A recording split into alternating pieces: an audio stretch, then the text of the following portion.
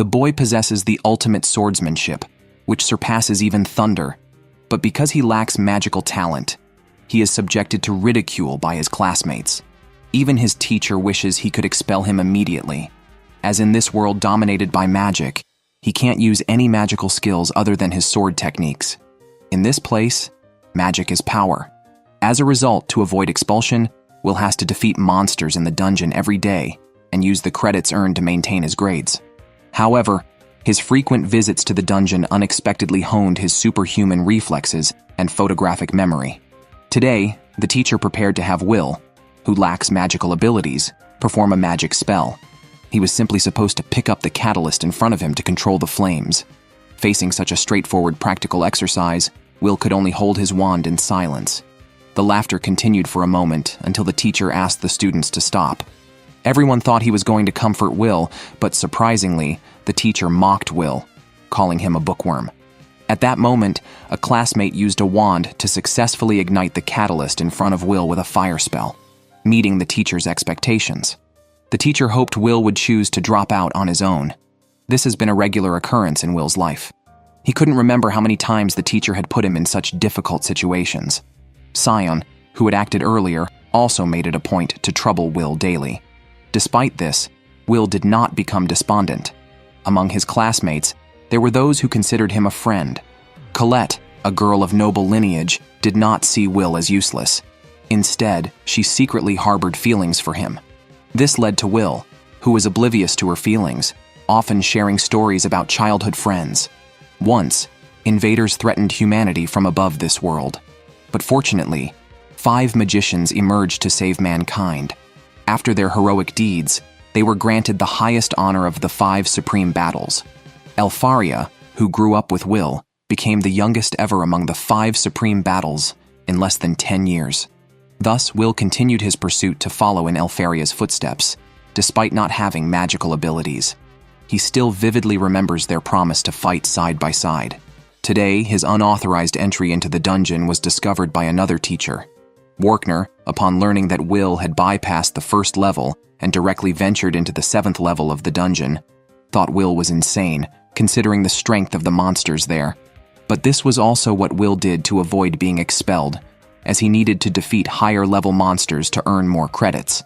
Witnessing this, Warkner seemed to remind him that it was impossible to graduate merely on credits, especially since Will was a muggle who knew no magic. However, upon hearing this, Will did not plan to give up, because the only thing he could do now was to keep killing monsters. Seeing Will's determination, Warkner gave him a tip. According to Will's current grades, he needed to earn 4 credits this week to avoid expulsion. Will was shocked. Today was Friday, which meant he only had 2 days left until the next test. He immediately started to check his books for any monsters worth 4 credits, remembering that the teacher had mentioned it last month. Seeing Will so anxious, Warkner then told him about a monster named Baskerville on the 6th level of the dungeon, which was worth exactly 4 credits. This news made Will ecstatic. He joyfully hugged his teacher, unaware that outside the door, someone had just overheard their conversation.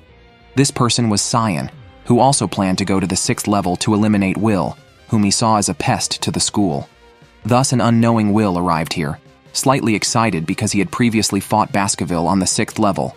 Although he had not defeated it then, the experienced Will knew that as long as he avoided Baskerville's flames, he was completely confident he could win this time. Meanwhile, Sion entered with 3 lackeys, not planning to attack Will directly. By defeating the monster before Will could, Sion hoped to prevent Will from earning the credits, thus leading to his expulsion. However, the other 2, who had never ventured beyond the 1st level of the dungeon, were not confident about this plan. Nonetheless, as an elite of the academy, Sion ignored their concerns. But just as they were talking, a sandbag-sized fist appeared out of nowhere. The commotion quickly caught Will's attention nearby. When Will arrived and saw what was happening, he was stunned. The monster in front of them was not Baskerville, but the evil spirit sentinel from the 10th level, a creature worth 10 credits. Such a formidable opponent should not have appeared on this level. Considering there might be an issue with the dungeon, Will also saw a man battling the evil spirit sentinel. Sion, in panic, used his flame magic to attack, but it caused no damage. Now, Will faced a dilemma. He wanted to intervene, but Scion had always mocked him. But if he didn't intervene, Scion might just die. However, in that moment of indecision, Will remembered what his childhood friend Alfaria had once told him. She had said he was brave and had even given him a pair of glasses. Wearing these glasses symbolized Will's resolve. At that moment, Will, like a longsword, managed to block the attack of the evil spirit sentinel. Meanwhile, the teacher found Workner. It turned out that when he learned that his good student Scion had gone to the 6th level of the labyrinth with 2 novices, he immediately suspected it might have something to do with Will. Yet, Workner reassured Eduardo that there was no need to worry if it was the 6th level, because Will was there too. He then used a magic sphere to show the battle taking place on the 6th level. There, Will was seen fighting the evil spirit sentinel single-handedly. In the next moment, Will managed to chop off a finger of the sentinel. Nobody expected that Will could hold his own against the foe. Scion, at the scene, couldn't understand how Will, a so-called magicless nobody, could force the mighty sentinel to retreat. Even Eduardo, the teacher, was taken aback. He couldn't believe that Will, whom he once mocked, now possessed combat capabilities surpassing that of a magician. Seeing Eduardo's expression, Workner unusually commented that he had recognized Will's talent all along. Will's unnatural strength, akin to that of a dwarf, his resilience, and his ability to understand an enemy's movements after just one look, showed that Will was a true genius in swordsmanship. Indeed, he could not use magic, but he was the only warrior in this magical world. Then, with a swing of his great sword, Will's sword energy amazed Scion. As the evil spirit sentinel launched a death ray, Will managed to slay it with a single strike. The battle ended there. Will approached Scion and extended his hand, asking if he was hurt. At that moment, Scion went mad. On the other side, Eduardo, watching through the crystal ball, furiously questioned Workner. He couldn't accept that someone who did not possess magic could surpass those who did.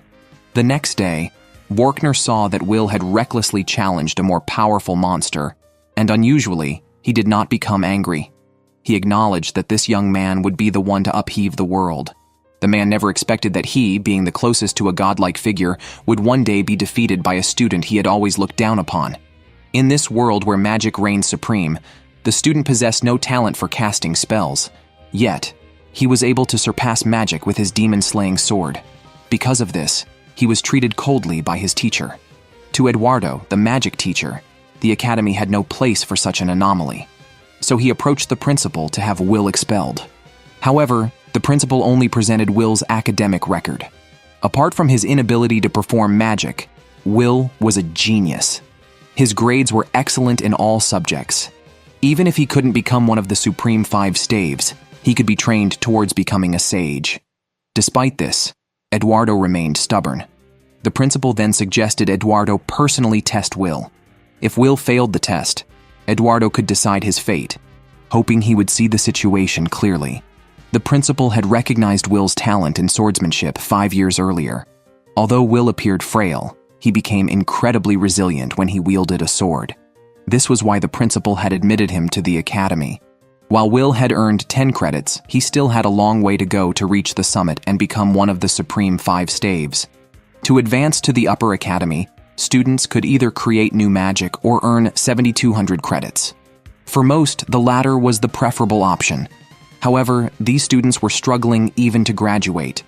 Will's only flaw was his inability to score in magical subjects. To graduate smoothly, he worked harder than anyone else in other subjects. Because he lacked any magical ability, he needed help from a blonde-haired friend, even to open his locker. While studying together, Eduardo approached them. He took Will alone to the arena, displeased with Will's continual failures in magical subjects. He decided to give Will a chance. If Will could land a hit on him, he would earn 5 credits in the subject. Otherwise, he would have to leave the academy. Will had no choice. Meanwhile, Workner was called to the principal's office. It was he who had advocated for keeping Will, so the principal felt it was only fair to consider Eduardo's perspective. Now they would see if Will deserved to pursue the goal of becoming one of the Supreme 5 staves. However, Workner thought the contest was unfair, as Eduardo was the man closest to becoming one of the Supreme 5 staves. Although he had failed in the final selection, He was once a reacher who had nearly reached the summit. Facing his teacher's attack, Will dared not let his guard down. Even attacks from behind were successfully intercepted by the teacher. The next second, Will realized that all of Eduardo's magic could be cast without chance, and that his offense and defense were flawless. It seemed almost impossible to hurt him. Surprisingly to Will, Eduardo could generate multiple instances of a single basic spell at once.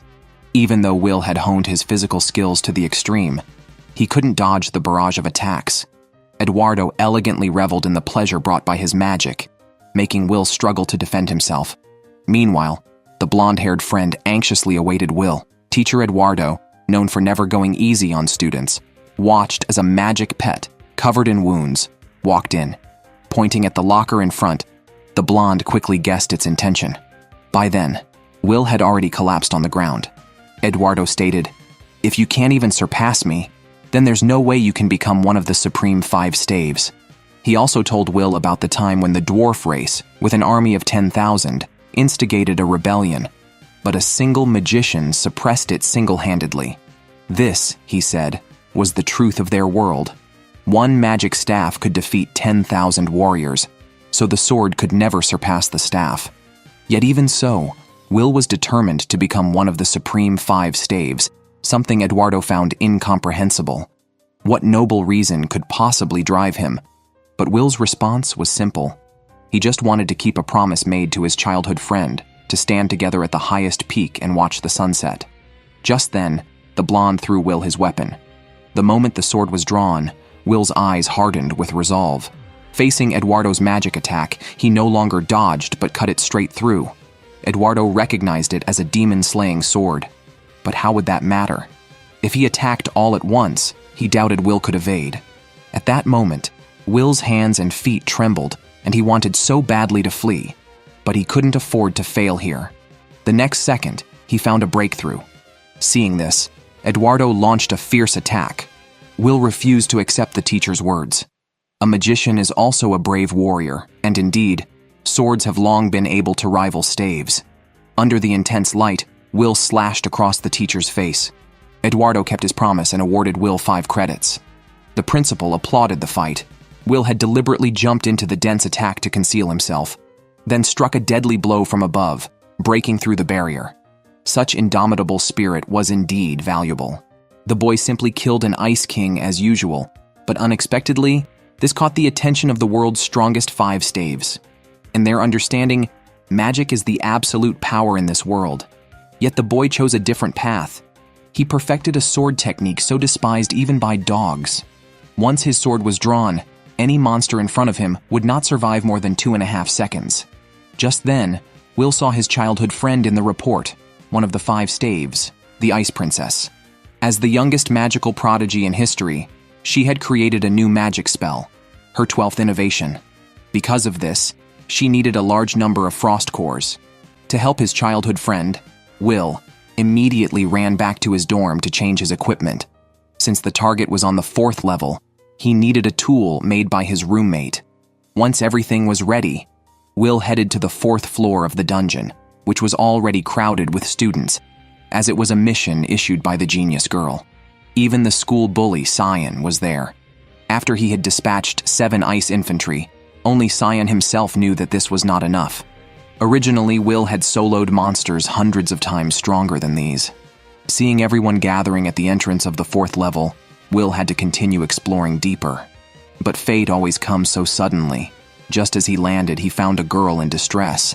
He quickly killed 3 monsters to save her, so fast that the girl did not even realize what had happened.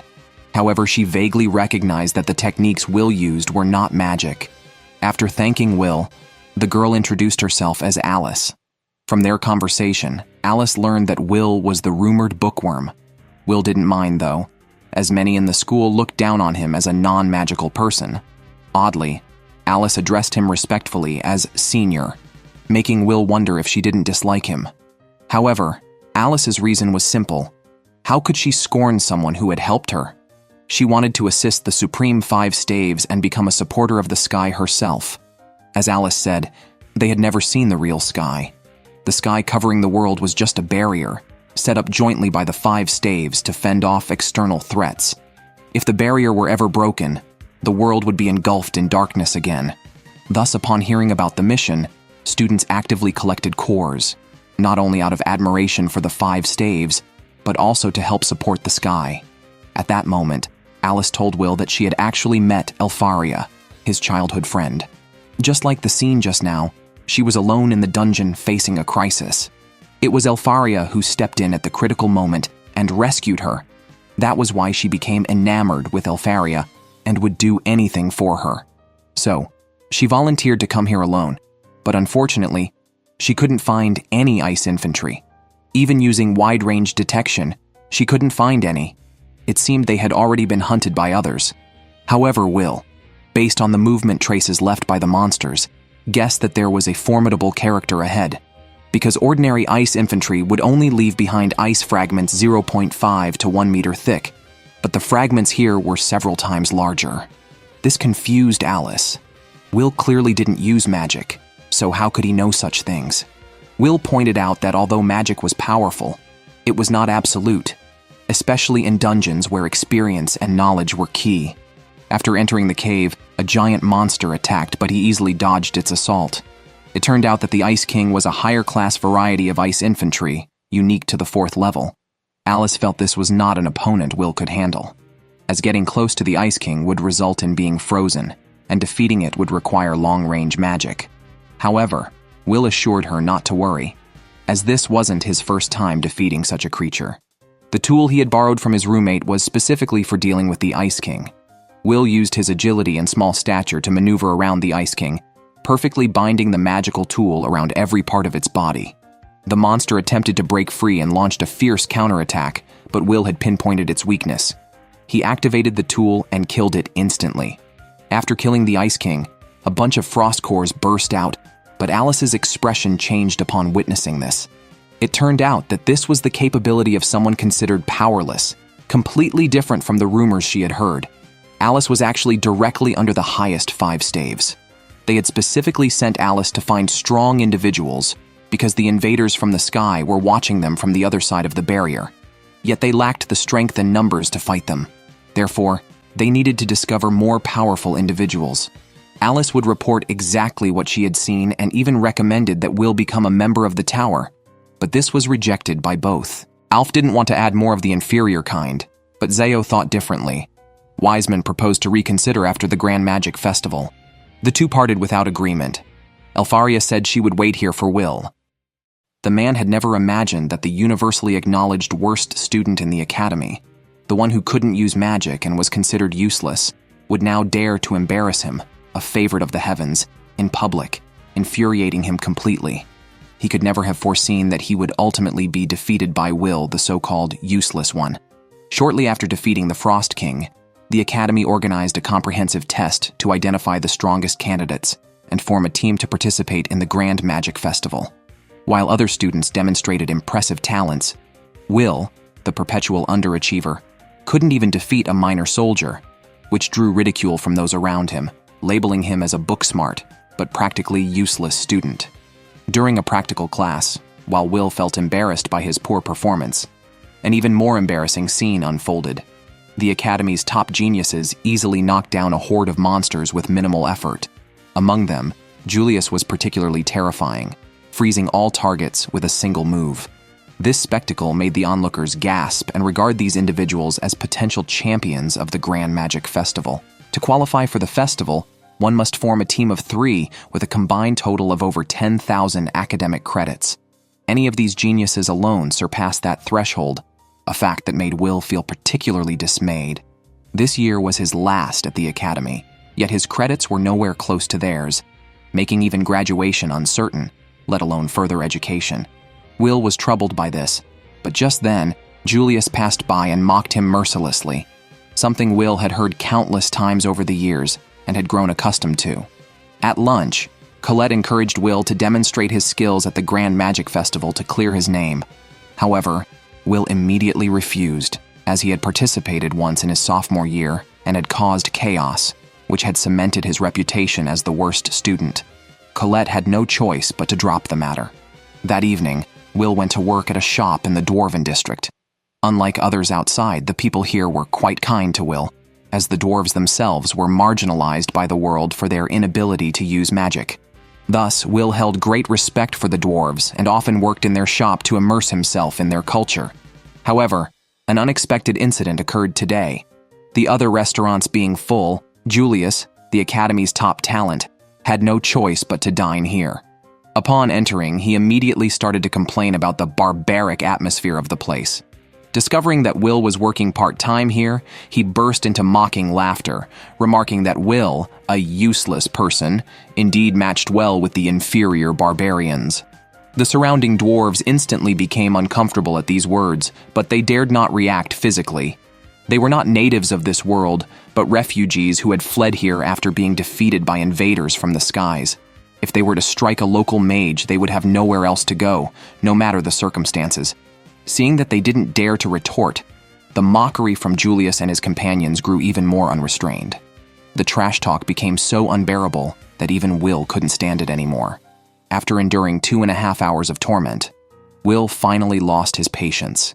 He walked up to them and demanded they take back their derogatory statements. At this, Julius just laughed, and his two companions joined in with further insults. Unexpectedly, the next moment, Will knocked the two companions to the ground, which triggered Julius to retaliate. A chill filled the entire restaurant as Julius attacked Will. Ice spears continuously stabbed at Will, eventually pinning him against a wall. Julius thought such a vast disparity in power would make Will recognize his place. However, when he approached, he didn't see the submission in Will's eyes that he expected. This prompted Julius to change his plan of simply teaching Will a lesson there. He realized that only by crushing Will's dignity in front of everyone could he truly relieve his anger. With that, he invited Will to participate in the Grand Magic Festival, intending to brutally humiliate him there. Although knowing it was a trap, Will accepted the challenge because this time he was truly angry. Julius arrogantly made harsh threats, and Will set his own condition. If he won, Julius must apologize to the shop owner.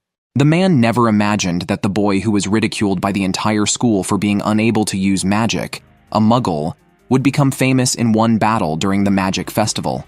Despite not knowing how to use magic, he was able to sweep away everything with just his physical prowess and swordsmanship, leaving even the top 3 teams of the school year far behind. This instantly shattered everyone's perceptions. It should be noted that in the usual practical magic classes, Will would basically score 0.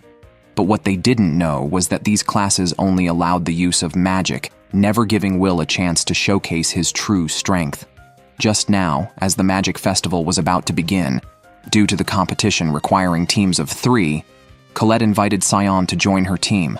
Thinking that Colette had finally acknowledged his worth, Sion agreed without hesitation. However, it turned out that Will, the so-called underachiever, was also in this team. Although somewhat annoyed, he couldn't back out at this point. The host of the event had already begun explaining the rules.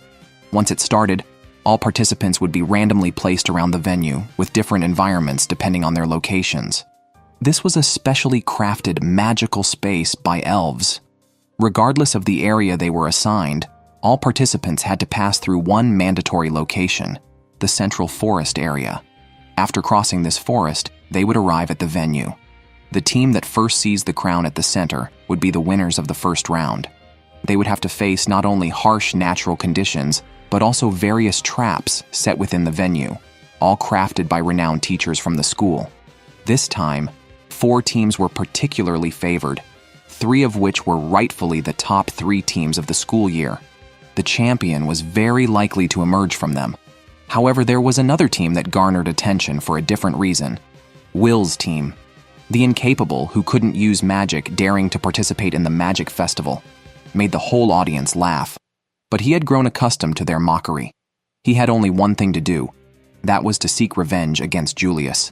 The competition officially began soon after, but before that, including him, all participants had to first pass through a formation of giant stones, which was more accurately a formidable barrier composed of golems, serving as an appetizer for the competitors. To the host's surprise, Will was the first to attempt to break through. This scene immediately amused the spectators, for during regular practical magic classes, Will couldn't harm even a single golem. However, They were unaware that this was because those classes were limited to the use of magic. Although the same rule applied this time, with Colette behind him, he was able to use the earthen magic weapons she created to fight. Although not as handy as a sword, this was a significant addition to Will's capabilities. Besides his swordsmanship, his physical strength was also quite extraordinary. Each of his strikes could instantly kill a golem. Witnessing this scene left everyone speechless. Was this still the incapable they knew? When he came to his senses, Will had already passed through the formation of giant stones and was the first among all squads to break through. After entering the rocky desert area, he faced the traps within the venue. This test challenged the competitors on how to deal with long-range attacks. In a world where even a dog could perform magic, long-range attacks were a basic skill for all magicians. However, for Will, who could not use magic, this was a challenge. Just when everyone thought he would falter, not only could he use physical magic to defend himself, but with Colette's cooperation, swords suddenly appeared all over the venue. With a sword in hand, Will could eliminate one target after another, hitting with 100% accuracy, making him seem unstoppable. In just a short time, he had destroyed all the invisible rocks, and Sion didn't even get a chance to make a move. Thus, they effortlessly passed through the desert area, shocking everyone because up to that point, Will's team was the fastest. However, upon hearing the commentary at the venue, Julius was quite disdainful because he hadn't yet shown his real skills. But this also made him realize that he couldn't continue at his leisurely pace. Meanwhile, Will had already reached the forest area, which was also full of specially designed traps. However, these were virtually ineffective against him, and he could solve them effortlessly. Originally, the traps in the forest were Eduardo's masterpiece, and the ease with which they were broken embarrassed him. Although Will's team was the first to reach the forest, he was not happy but rather looked solemn because he had a premonition that he would encounter Julius here, since the forest was a mandatory passage for everyone. Rather than being caught off guard, he preferred to find a place to ambush. But just as he was about to do so, an attack hit Will. Fortunately, it only went through his clothes, and upon closer inspection, the attacker was none other than Julius himself. Seeing that Julius had arrived even earlier was a shock to Colette, considering they had not stopped for a moment so far. But with this, a fierce battle was imminent. Julius didn't hesitate to use magic again. Although the attacks were dense, Will was already accustomed to them. While his agility surprised Julius, what surprised him more was Sion, who seemed to be charging up for a major move. Despite this, Julius remained unfazed, not only confident in himself, but also suddenly realizing that Sion might have other intentions. At this moment, Colette also realized that she had thought Sion was helping Will, but now she discovered that Sion intended to take out both Will and Julius. When Will came to his senses, he was quite baffled. Looking around, the area where he was had turned into a sea of fire, and Julius had already disappeared. But at that moment, he finally understood that Sion planned to take him down as well, and neither Will nor Colette knew why Sion had such intentions. The man had never expected that the boy, who had always been at the bottom of the school rankings and couldn't use magic, would suddenly take flight and jump thousands of meters. Just as the champion was about to be decided, he finally stopped hiding his true abilities, landing like a meteor, stunning everyone watching. But the one who felt it most was Sion, who had planned to teach him a lesson during this competition because he always seemed so arrogant despite being a nobody. Sion used the competition as an opportunity to put him in his place, which left the unsuspecting audience dumbfounded. Weren't these two supposed to be teammates in this competition? Especially those from the tower who came to scout for talent. They had given up on the magicless Will, but thought Sion, ranked 4th in the school year, was a promising candidate who could possibly be directly admitted to the tower. However, an internal conflict between teammates during this crucial magic festival dropped their evaluation of Sion to rock bottom. But the most perplexing was Will, who was far from arrogant. He simply wanted to catch up to his childhood friend and become one of the Supreme 5 staffs. Hence, he avoided getting involved with others. He couldn't understand why he was always treated differently just because he couldn't use magic. What he didn't know was that when everyone mocked Will back then, Sion had actually considered protecting him and even declared that if Will became his follower, no one would bully him. Unexpectedly, Will ignored his goodwill, so Sion, frustrated and embarrassed, joined those who bullied Will. But after witnessing Will's terrifying hidden strength by chance, Cyan felt played. Will was so strong but always pretended to be weak and didn't fight back. The reason for ignoring him all this time was clearly because he saw him as a joke. So old grudges and new ones erupted together, leading to the current scene. Will had not intended to engage in a deadly fight in this competition, but soon he realized that the attacks Cyan was launching seemed deadly serious. It was also at this moment that he noticed Cyan had made a breakthrough in his understanding of fire. Typically, a guardian like the Firebird could be immobilized by severing its wings, which would have been his chance to take Cyan down. But then he discovered the Firebird had the ability to rapidly repair itself. Without targeting its vital points, all efforts would be in vain. This realization shocked Will, and the audience felt the same. Cyan's teacher, Eduardo, was also unclear when he had made this breakthrough. Coupled with the high-level fire magic that initially burned the entire forest, Cyan's abilities had surpassed what was expected of a student, reigniting the interest of the talent scouts, making him a hot commodity, ready to be reported to the higher-ups upon their return. Meanwhile, facing Cyan's lethal intent, Will also finally decided to get serious. As he saw Cyan launch the Firebird again, combined with a wide-range annihilation spell, his first thought was that it was rather tricky. After all, the Firebird alone was enough to crush most contenders, not to mention the additional magic. But that was just his initial thought. Seeing Cyan abandon defensive spells, Will sought an opportunity to strike at the Guardian's core. At the very moment both their lives hung in the balance, a wall appeared out of nowhere, abruptly interrupting the fierce battle. Looking up, the one who appeared was Colette. Seeing her current attire, Cyan blushed with embarrassment. It was only upon inquiry that he learned she had just had a fierce battle with Julius, which ended with her victory. However, what she didn't know was that she had only defeated a clone of Julius. As Will and Cyan battled fiercely, figures of Julius appeared in every corner of the arena. It was unclear what secret technique he had launched, but it was evident that all competitors were simultaneously under his attack. Except for Wignall, who was also among the top 3 students and could easily defeat him, everyone else was slowed down by him. His goal was indeed to buy time. Meanwhile, in the finals arena, amid the excited expressions of the judges, Julius's team, Squad 9, led by him, unexpectedly broke through and arrived first. Just when the judge thought the championship was undoubtedly decided, suddenly, a figure descended from the sky like a meteor. The person landing in the finals arena was Will, who had decided to settle the score with Julius once and for all.